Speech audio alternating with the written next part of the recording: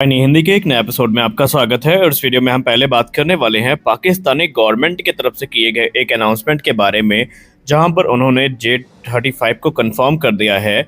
और इसके साथ ही साथ हम ये भी बताएंगे कि कैसे अब J-35 को लेकर चाइना की पब्लिक ही चाइना की गवर्नमेंट का विरोध करने लगी है, और क्यों चाइना की पब्लिक नहीं चाहती कि अब कोई भी चाइनीज इक्विपमेंट पाकिस्तान को सप्लाई किए जाए।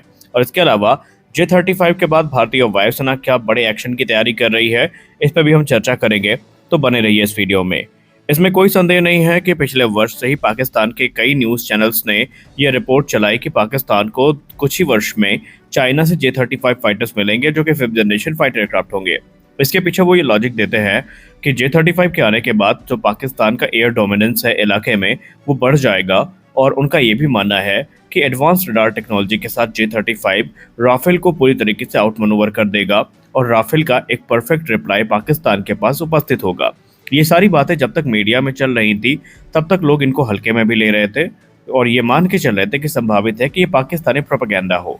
लेकिन कल पाकिस्तान गवर्नमेंट की तरफ से खुद इस चीज़ को एक्नॉलेज किया गया है कि चाइना ने पाकिस्तान को 40 J-35, इसके अलावा KJ-500 एवैक्स और additional HQ-9 air defence system offer किए हैं।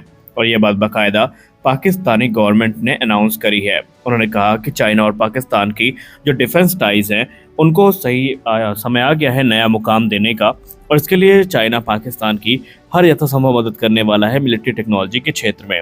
आपको बता दें कि J-35 एक एडवांस स्टेल्थ फाइटर है जो कि चाइना की तरफ से विकसित किया गया है, और चाइना अब इनको पाकिस्तान को सप्लाई करने के लिए भी इच्छुक नजर आ रहा है। हालांकि ये जो एक एयरक्राफ्ट है, ये एक मैरीटाइम वेरिएंट था, लेकिन इसके एयरफोर्स वेरिएंट को, जो कि J-35A होने वाला है, ये पाकिस्तान को ऑफर किए जा रहे हैं। लेकिन जैसे ही ये चीज़ें सामने आई, खुद चाइना की पब्लिक ही इनका विरोध करने लगी। और आइए जानते हैं उसके पीछे की वजह क्या है कि खुद चाइना की पब्लिक पाकिस्तान का विरोध क्यों करने लगी, क्योंकि चाइना और पाकिस्तान की टाइज तो काफ़ी ज़्यादा प्रगाढ़ हैं। दरअसल चाइनीज सोशल मीडिया प्लेटफॉर्म पर इस समय एक पूरी की पूरी वेव आई है क्रिटिसिज्म की, और ये क्रिटिसिज्म चाइनीज गवर्नमेंट के अगेंस्ट ही हो रहा है। और इस चीज़ का विरोध किया जा रहा है कि शेनयांग J-35 फाइटर, जो कि अभी खुद चाइना के लिए बन के तैयार नहीं हुआ, आप उसको पाकिस्तान को कैसे सप्लाई कर सकते हैं। चाइनीज सोशल मीडिया पे जो चाइना के एक्सपर्ट्स हैं और चाइना के डिफेंस एंथुजियास्ट हैं, वो लगातार यही क्वेश्चन पूछ रहे हैं कि जब तक ये जो चाइनीज़ नेवी है इसमें इंडक्ट नहीं कर लिए जाते, या खुद चाइना इनको अपनी वायुसेना में इंडक्ट नहीं कर लेता, अपनी नीड्स को पूरी कर नहीं कर लेता, तब तक इनको एक्सपोर्ट कैसे किया जा सकता है। वो भी एक ऐसे देश को एक्सपोर्ट करने की बात चल रही है जो कि अभी तक पुराने ही फाइटर जेट्स की जो कीमत है वो अदा नहीं कर पाया है या पैसे नहीं दे पाया है। इसके पीछे उन्होंने चाइना के इंटेंशंस पर खुद सवाल उठा दिए कि क्या हम घाटे का सौदा करने के आदी हो गए हैं। दरअसल इस समय ट्विटर पर बहुत सारी जो चैट्स हैं वो सामने आ रही हैं, जहां पर एक यूज़र है जिसका नाम जिनयांग है, वो बेसिकली ये कहता नज़र आ रहा है कि पाकिस्तान को चाइना सपोर्ट करता है, इसमें चाइना का हित हो सकता है, लेकिन क्या हम सपोर्ट करते करते अंधे हो गए हैं कि हम एक ऐसे देश को सपोर्ट कर रहे हैं जो कि फेक न्यूज़ बनाने में काफ़ी माहिर है। उन्होंने कहा कि पाकिस्तान ने पहले ही J-35 को लेकर फेक न्यूज़ चला रखी है कि हम बड़ी संख्या में इनको लेंगे, हमारे पायलट्स ट्रेन हो रहे हैं। लेकिन सवाल ये उठता है कि क्या J-35 को वो अफोर्ड भी कर पाएंगे।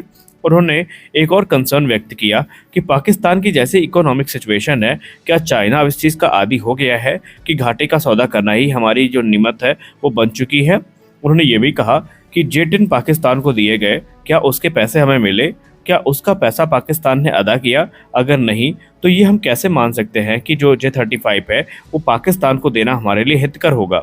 वो भी आप एक ऐसे फाइटर को देने की बात कर रहे हैं जो कि खुद आपकी नौसेना के फ्लीट का एक अहम हिस्सा बनने वाला है। तो जब तक हमारे पास उस नंबर पे ये एयरक्राफ्ट नहीं आ जाते, हम किसी अन्य देश को एक्सपोर्ट कैसे कर सकते हैं।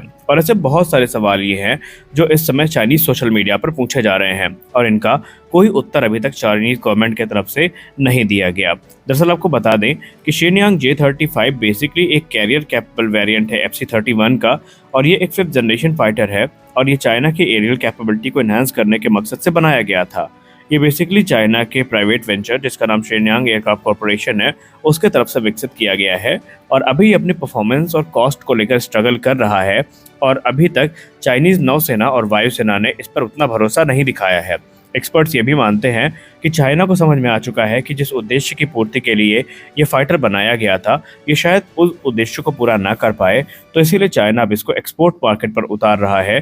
क्योंकि जाहिर सी बात है, चाइना जैसा चालाक देश कभी अपनी एडवांस टेक्नोलॉजी जो वो यूज़ कर रहा है वो किसी और को नहीं देगा। फॉर एग्जाम्पल, चाइना J20 भी ऑफर कर सकता था पाकिस्तान को, लेकिन ऐसा चाइना ने नहीं किया। जाहिर सी बात है, चाइना ऐसा करेगा भी नहीं। तो कुल मिलाकर के यहाँ पर अलग अलग जो प्रतिक्रियाएं हैं वो आ रही हैं पाकिस्तान के संदर्भ में।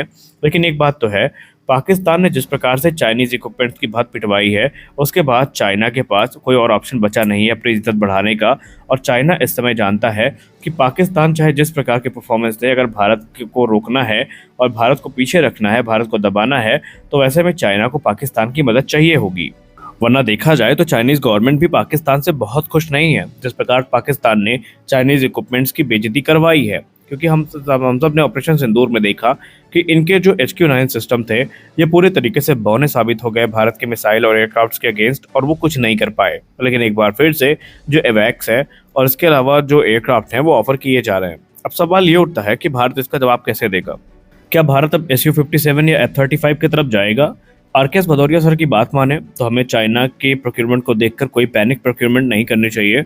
हमें सारी चीज़ें नाप तौल कर आगे बढ़ानी चाहिए। उन्होंने कहा कि पहली प्राथमिकता होनी चाहिए AMCA, लेकिन अगर प्रैक्टिकल अप्रोच देखी जाए और आपको लगता है कि AMCA को आने में समय लग सकता है, तभी आप लिमिटेड नंबर्स में एयरक्राफ्ट की तरफ जाएं। और जब आप एयरक्राफ्ट को चुनें तो आपको पहला जो पैरामीटर देखना है वो होना चाहिए ऑपरेशनल फ्रीडम की। इसके अलावा जो उनको अपग्रेड करने की फ्रीडम है वो भी होनी चाहिए, और अगर कोई एयरक्राफ्ट ऑफर कर रहा है तो वही आपके लिए बेस्ट है। इनडायरेक्टली यहाँ पर बात करें तो भारत Su-57 के समर्थन में काफ़ी दिखा है, लेकिन F-35 की जहाँ तक बात रही तो ये दुनिया के सबसे एडवांस फाइटर्स में से एक है। और अमेरिका ने अब क्योंकि भारत को कुछ विशेष अपग्रेड के साथ ये ऑफर करने की बात कही है, हालांकि संभावित है कि इसी महीने हमें कोई डिटेल प्रपोजल देखने को मिल जाए, तो उससे चीज़ें क्लियर हो जाएंगी कि एक्चुअल जो ऑफर है F-35 को लेकर अमेरिका का वो क्या है। क्योंकि हाल ही में रिपोर्ट सामने निकल के आई थी जहां पर बताया गया था कि ब्लॉक 4 अपग्रेड के साथ जो F-35 है ये भारत को ऑफर किए जाएंगे, जहां पर भारत की रिक्वायरमेंट के हिसाब से अमेरिका कस्टमाइजेशन करने के लिए तैयार हो सकता है। लेकिन ये हो सकता जो वर्ड है अमेरिका के संदर्भ में काफ़ी गहरा हो जाता है।